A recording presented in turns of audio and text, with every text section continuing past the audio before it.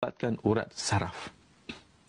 Dia melibatkan urat-urat yang ada dalam saraf kita. Jadi, insya-Allah, kaedah yang kita nak guna, yang pertama sekali, kita cari minyak zaitun. Tuan-tuan, zaitun disebut 6 kali dalam Al-Quran. Wattini wazzaituni watturi sinin, wan nakhlu wazzaitun. Banyak Tuhan sebut dalam Al-Quran, minyak zaitun ini begitu munafaat dalam kehidupan kita. Ambil minyak tersebut, baca Fatihah dan ayat kursi, jangan lupa. Kita baca surah At-Taubah ayat 14. Baca surah At-Taubah ayat 14 dan surah Al-Hashr ayat 21. Lau anzalna hadzal Qur'ana ala jabalin la ra'aitahu khashi'an mutasaddian min khasyatillah. Kita sapu minyak tersebut, dan kalau kita sapu saja pun tak apa, kalau kita urut lagi bagus.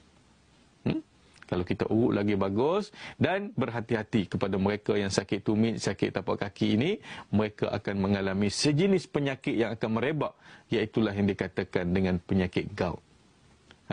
Penyakit gout ni sebab asidnya lebih di dalam badan kita, duduk dalam sendi-sendi. Kalau kita eksperimen, kita tengok dengan mikroskop, kita boleh tengok bahawa penyakit gout ini zarah-zarahnya seperti kaca yang pecah, duduk dalam sendi kita. Begitu sakit kita, tuan-tuan dan puan-puan. Selamat mencuba kepada mereka yang mempunyai